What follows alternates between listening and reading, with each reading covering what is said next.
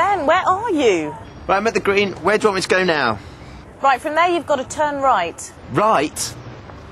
Which right? Yeah, definitely right. You've got to go sharp right all the way along to the end and the cinema's on your left. Okay. Okay? See you in a few minutes. All right then, bye. When you're in a town, directions and landmarks can make it very easy to find your way around. But imagine how difficult it can be to navigate a ship out in the ocean or fly a plane up in the sky. You can't exactly turn left at the nearest seagull and do a right by the third cloud. This programme is about finding your way using bearings, and the crucial bit of kit you need is a compass. Right. My goodness, where have you been? You could have done with one of these to find the cinema a bit quicker. Yeah, have you bought the popcorn? For ages. Have you bought the popcorn? For ages. No, Did you get the I'm gonna tickets? Get some now. A compass needle always points in the direction of north. The other main compass points are east, south and west. Exactly in between north and east is northeast. Then you've got southeast, southwest and northwest.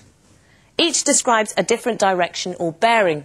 So if I walk along this line here, I'm taking a bearing due east. But what if I walk off in that direction? How do I describe my bearing then? Southeast-ish? It's not very accurate, is it? So, to make it more precise, a full turn measured clockwise from north all the way round to north again is divided into 360 degrees. North is 000 degrees. East is 090 degrees. South is 180 degrees. And west is 270 degrees. A bearing is simply a direction given in degrees. It's an angle always measured clockwise from north, and it always has 3 figures.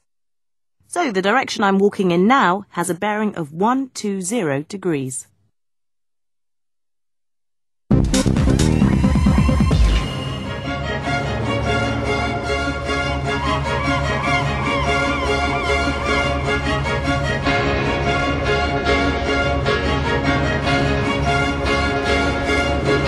Here on the Dublin Swift, which is one of the new breed of super fast ferries. It's twice as fast as your average ferry, and we're travelling across the Irish Sea from Holyhead in the north of Wales to Dublin in Ireland.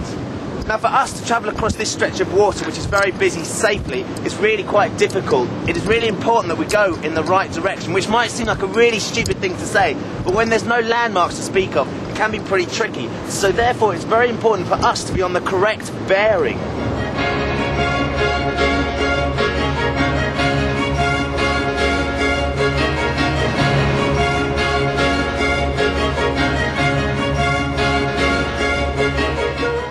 Not surprisingly, up here on the bridge, there is fortunately a compass. Now, this is Alan Salisbury, who is the captain of this fantastic ship. Alan, tell me just how important are bearings when you're navigating at sea? Absolutely essential. Our bearing or course at the moment is 269. That gives us a pinpoint direction of where to head. So it's imperative that we have a bearing of the destination where we're going to, or other vessels for that matter. And do you often have to change course, change your bearing? Continually we have to update our course depending on the effect that the weather's having on our track as well. We could be being pushed to the north, to the south, depending on the current. We also have things like traffic with other vessels ahead of us now. We have to give way to certain vessels depending on the situation. So we have an ideal bearing that we follow, but that's continually updated to suit the situation. And would you ever have to go and help a ship that might be in distress? Or? Absolutely. If we didn't, I'd be in a lot of trouble straight away. But it's a legal requirement. We must assist all vessels in distress. So if we receive a distress call, it will come here somewhere. It'll indicate a position. We take a bearing of that position. That gives us a course to steer. And off we go.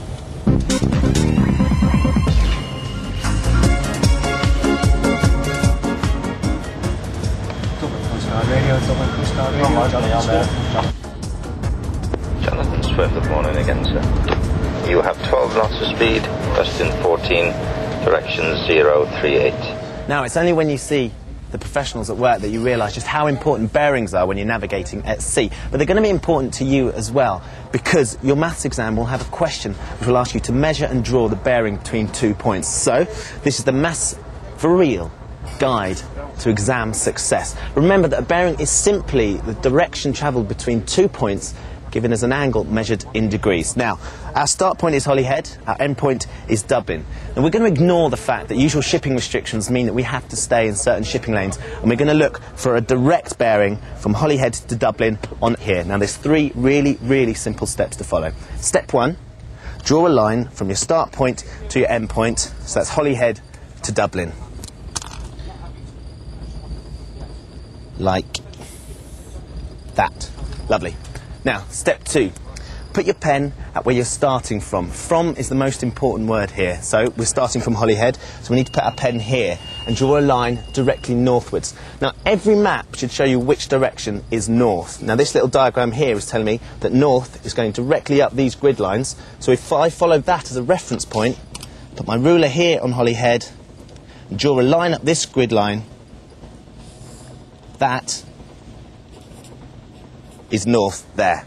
Okay, that's the first 2 steps. Step 3, you need to measure the angle from the north line clockwise round to the line that joins the 2 points. That's this angle clockwise there.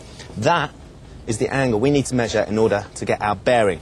Now, to measure this, we need to use a protractor. Now, protractors look a bit like this, and they come in all different shapes and sizes. I'm using a 360-degree protractor because I can, let's say.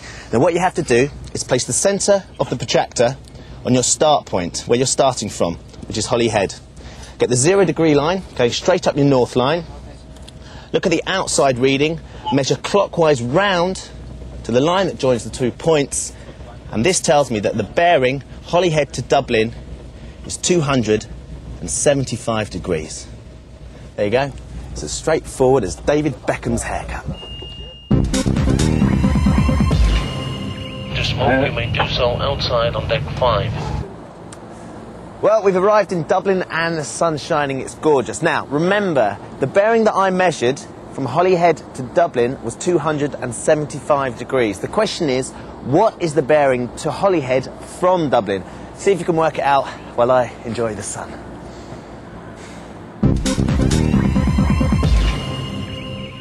Okay, this is the bit where Katie and I both tackle a typical maths question, but only one of us does it correctly. The other makes a deliberate mistake, which you have to spot. You decide, do you tick it or trash it?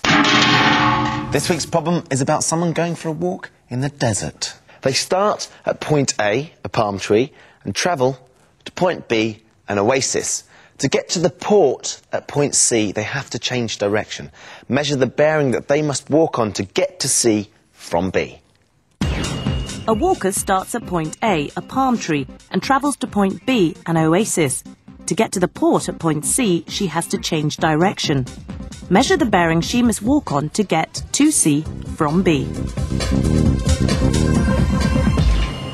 We're asked to find the bearing of C from B, so I drew the line from B to C, and then I drew a north line at B, and I measured this angle here, which is 280 degrees. So the bearing to C from B is 280 degrees.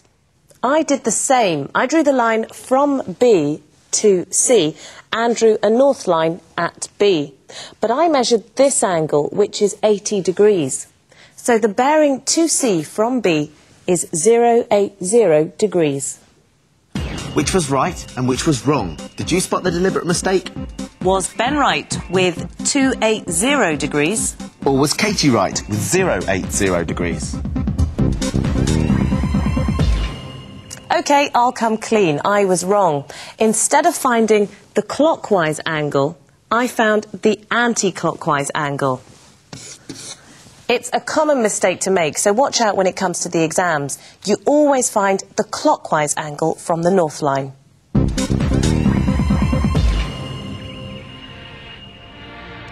60 out of 9, 0 straight for the centre fix, runway 32, that's correct. Self-positioning is approved on the ILS runway 32, it's a radar monitored approach. Another place where bearings come in handy is in the air, especially at night or when it's cloudy or foggy. It's really vital that airline pilots have a good understanding of bearings, because otherwise they could end up in Blackpool when they're meant to be heading for the Bahamas. Here in Leeds Bradford's Air Traffic Control Centre, they deal with dozens of aircraft a day. For everyone's safety, they need to track the position of each plane. all air traffic lands and takes off on a specific bearing. This is a flight simulator, and it's here that pilots are put through their paces, not only when they're learning how to fly an aircraft, but also, just as importantly, to test their knowledge of bearings. Today it's me that's in the hot seat, and I'll be on a pretend flight from Manchester to Leeds Bradford Airport. OK, so here's Manchester, and here's Leeds Bradford. So Malcolm, what's the route today? We're going to take off from Manchester on a bearing of 063 degrees, 37 miles, and we'll turn left onto a bearing of 323 degrees to line up with the runway at Leeds, ready for landing. Yeah, sounds easy enough. And this is how you draw that route. I'm starting from Manchester, so the first step is to draw a north line at Manchester. A bearing of 063 degrees means I need to measure an angle of 63 degrees clockwise from north, draw a line from Manchester at this angle, and that's the direction I need to travel in for 37 miles. On this scale map, that brings me to this point here. To get to Leeds, I have to change direction, so I need to draw in a new north line, and the new angle I need to measure clockwise is 323 degrees.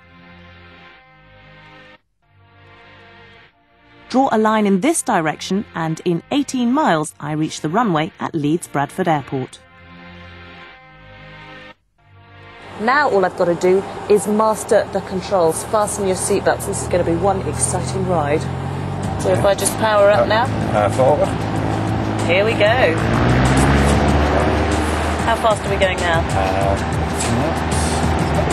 5, rotate. Getting my head around just one bearing change was hard enough, but on a real flight, a pilot might have to change direction up to 40 times. You need to turn left on a bearing of 323 to line up with the runway at Leeds.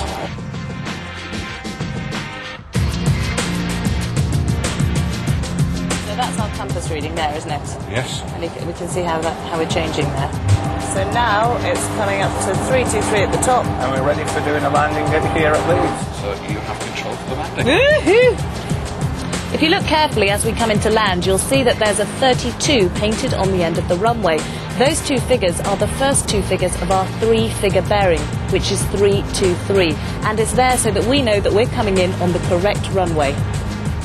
I managed to change my bearing okay, but I think my landing skills need a bit more practice. Where are we? Are we meant to be swerving all over the runway like that? So, to recap, Katie left Manchester Airport on a bearing of 063 degrees and travelled 37 miles. She then changed to a bearing of 323 degrees in order to line up with the runway at Leeds Bradford. But our final question to you is, what bearings would Katie need to follow to retrace her tracks on the return journey? Oh, that was great, except for the fact that you ate all the popcorn. No.